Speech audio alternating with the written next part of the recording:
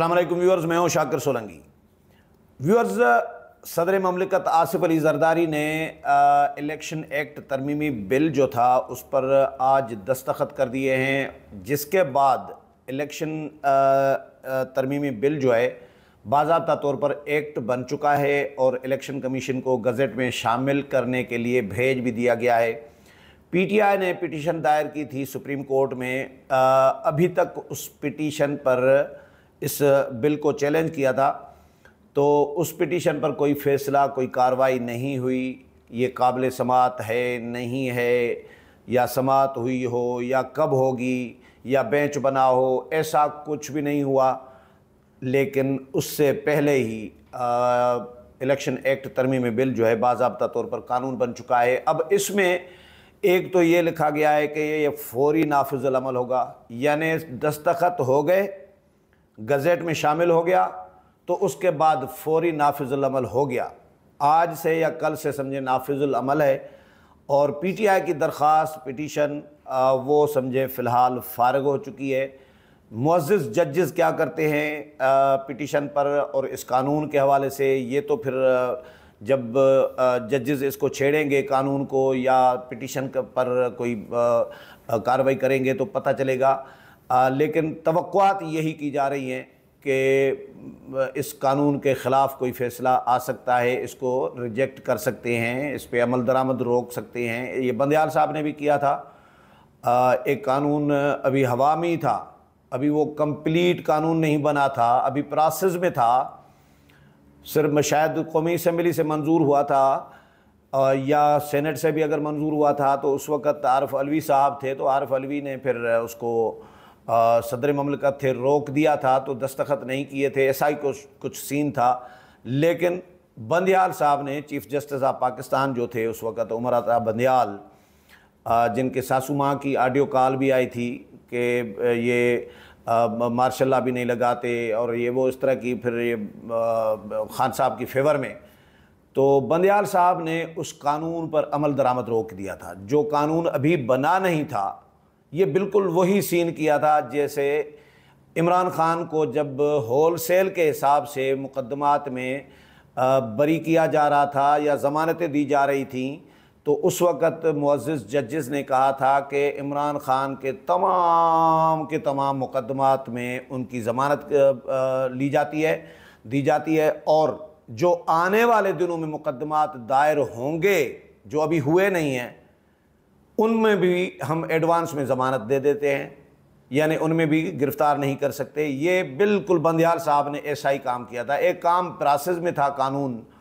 और उन्होंने उस पर अमल दरामद रोक दिया था। बिल्कुल सेम सिचुएशन थी कि जो काम हुआ नहीं है उसमें ज़मानत, जो केस हुआ नहीं है उसमें ज़मानत, जो कानून बना नहीं है लेकिन वो पीटीआई को मुतासर कर रहा था, इसीलिए उस पर अमल दरामद पहले से ही, यानी जमने से पहले ही बच्चे का गला घोंट देना, ये काम किया था बंदयाल साहब ने।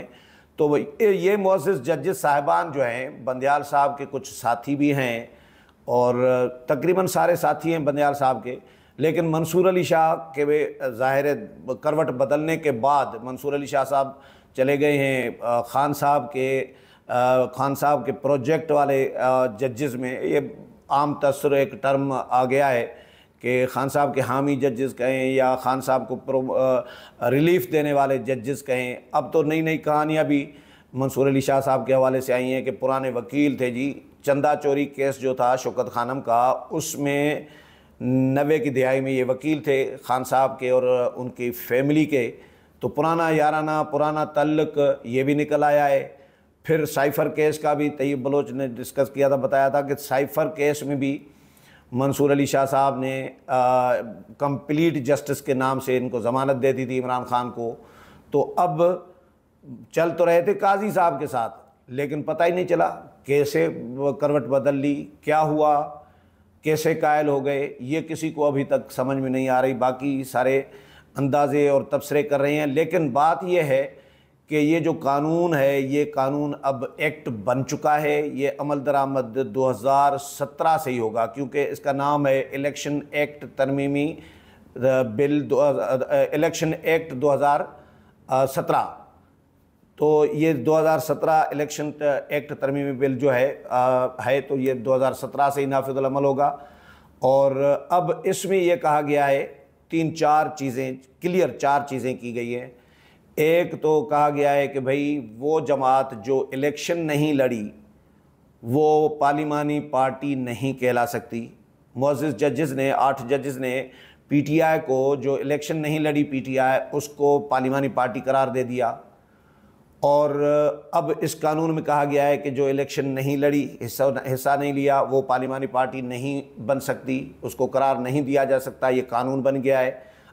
अब जजेस अब भी अगर इसको पार्लिमानी पार्टी करार देंगे, डिक्लेयर करेंगे, तो ये कानून के बिल्कुल मुतसादिम होगा, ख़िलाफ़ होगा, बरक्स होगा। और फिर दूसरा ये कहा गया है कि 3 दिन के अंदर, इलेक्शन के बाद आज़ाद मेंबरान 3 दिन के अंदर कोई सियासी जमात ज्वाइन करेंगे। जो सियासी जमात ज्वाइन नहीं करेगा 3 दिन के अंदर, अगर 3 दिन गुजर गए और ज्वाइन नहीं किया किसी सियासी जमात को, तो उसके बाद वो आज़ाद ही रहेगा, वो फिर सियासी जमात में किसी में नहीं जा सकता। तीसरा ये कहा गया है कि भाई जिसने एक जमात को ज्वाइन किया है हल्फिया बयान देकर कि मैं फ़लाँ जमात में हूँ, वो फिर दूसरी जमात में नहीं जा सकता। ये मुअज़्ज़ज़ जजेस ने जो जिस तरह फ़ैसले में सुन्नी इत्तेहाद कौंसिल में हल्फिया बयान देकर शामिल हुए पीटीआई के आज़ाद अरकान जो थे, और उनको निकाल कर पीटीआई में डाल दिया कि भाई पीटीआई पार्लिमानी पार्टी है। पहले तो पार्लिमानी पार्टी डिक्लेयर करना कैसे, मुझे समझ में नहीं आ रहा। या तो पार्टियां बनाने का अख्तियार ही सुप्रीम कोर्ट को दिया जाए कि भाई आप तय करें कि पार्टी कौन सी पार्लिमानी है, कौन सी पार्लिमानी नहीं है, और जो इलेक्शन लड़े न लड़े, और कौन वज़ीर आज़म होगा, कौन सी पार्टी हुकूमत में होगी, ये सारे इख्तियारात फिर सुप्रीम कोर्ट के इन 8 मुअज़्ज़िज़ जजेस के पास होने चाहिए वैसे, अगर यही करना है तो तीसरी चीज़ यही है कि जी 3 दिन के अंदर ज्वाइन करना है। तीसरी चीज़ ये है कि अगर हल्फिया बयान देकर एक जमात में शामिल हुए हैं तो दूसरी जमात में फिर नहीं जा सकते। ये सवालात अब उठाए जा रहे हैं कि क्या सुप्रीम कोर्ट का फ़ैसला कानून के, आइन के और कानून के ख़िलाफ़ अगर दिया जाए, इस पे भी डिबेट है कि उस पर अमल दरामद नहीं किया जा सकता। ये 14 जजेस का भी फ़ैसला मौजूद है। तो ये चीज़ें, अच्छा, जिस तरह पीटीआई पार्लिमानी पार्टी नहीं है इस कानून के तहत, इस तरह सुन्नी इत्तेहाद कौंसिल भी पार्लिमानी पार्टी नहीं है, क्योंकि सुन्नी इत्तेहाद कौंसिल के सरबराह ने भी ख़ुद अपनी पार्टी के टिकट से इलेक्शन नहीं लड़ा, साहिबजादा हामिद रज़ा ने, और इसके अलावा साहिबजादा हामिद रज़ा ने कोई एक टिकट जारी नहीं की किसी के भी बंदे को। वो ख़ुद आज़ाद हैसियत से और पीटीआई का कहला के मुंतखब होकर आया था। सुन्नी इत्तेहाद कौंसिल का एक मेंबर किसी असम्बली में नहीं है, तो वो सियासी जब जो इलेक्शन ही नहीं लड़ी तो वो पार्लिमानी पार्टी उसमें कैसे पीटीआई के लोग जा सकते हैं। अब तो सुन्नी इत्तेहाद कौंसिल भी इस कानून के तहत फारिग और पीटीआई भी फारिग, पार्लिमानी पार्टी नहीं रही, सुन्नी इत्तेहाद कौंसिल भी पार्लिमानी पार्टी नहीं रही। हाँ, अगर मजलिस वहदतुल मुस्लिमीन जिसकी नुमाइंदगी है पार्लिमान में या असम्बलियों में, तो वो ज्वाइन करते तो शायद पीटीआई को ये मिल सकती थी नशस्तें। लेकिन ये भी लिखा गया है इस कानून में कि जिस जमात ने फहरस्त जमा नहीं कराई वक्त पर, मखसूस नशस्तों की जो फहरस्त है ख़वातीन की और अक़लियतों की, वो इलेक्शन कमीशन के दिए हुए टाइम पीरियड के दौरान जिस जमात ने जमा नहीं कराई उसको भी नशस्तें नहीं मिल सकती। ये कानून है। ये तो बिल्कुल कानून, यार कानून तो ये चलो क्लियर हो गया, वजाहतें हो गई, तशरीह कर दी कानून में पार्लिमान ने, लेकिन पहले भी कानून वाज़ेह था। एक अक्ल की बात होती है, समझने की बात होती है कि पीटीआई के वकला से पूछ रहे हैं मुअज़्ज़िज़ जजेस अपने रिमार्क्स में कि क्या ये पीटीआई को दी जा सकती हैं सीटें। पीटीआई के वकला कह रहे हैं कि नहीं दी जा सकती। पीटीआई ने न मांगी, न पीटीआई ने दरख्वास्त दी कि हमें फ़रीक बनाओ, न वो फ़रीक थी न मांगी, और वकला कह रहे हैं कि नहीं दी जा सकती। पीटीआई कह रही है कि नहीं जी, हम सुन्नी इत्तेहाद कौंसिल के हैं, लेकिन उनको कंप्लीट जस्टिस के नाम पे उठा के पीटीआई में डाल दिया। अब आगे क्या होगा आगे तो ज़ाहिर है जजेस जब छुट्टियां ख़त्म करेंगे तब इस पर ज़्यादा जो हल्ला गुल्ला मचेगा।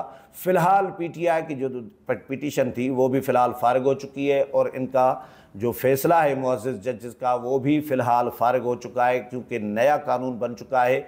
अब ये नया कानून भी नहीं है, उसमें पुराने कानून में तशरीह की गई है, वजाहत की गई है, उसके तहत ये फ़ैसला भी फ़ारिग है। फ़ैसला अपनी अहमियत और वक़्त और हैसियत जो है, अफादियत जो है वो ख़त्म कर चुका है और इलेक्शन कमीशन भी पार्टी बन चुका है।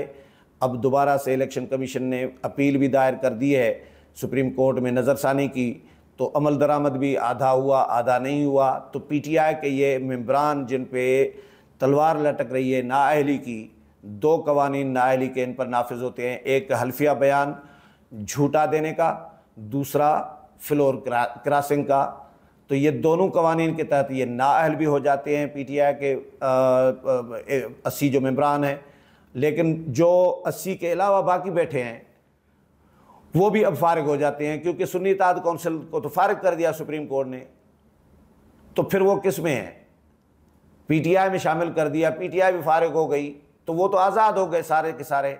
उनके पास तो कोई पार्टी नहीं है इस वक्त जो इस कानून के तहत जो नया कानून बना है, जिसमें इस कानून में जो पुराने कानून में जो तशरीह की गई है, वजाहत की गई है, उसके तहत पीटीआई के न सिर्फ 80 अरकान फारिग हो जाते हैं बल्कि वो भी यतीम हो जाते हैं जो पहले बैठे हैं। उनके पास भी कोई छतरी, कोई सियासी जमात की छतरी नहीं रहेगी और वो भी यतीम हो जाएंगे, वो भी जो है आज़ाद उनकी हैसियत हो जाएगी। कोई सियासी जमात का प्लेटफार्म उनके पास नहीं रहेगा।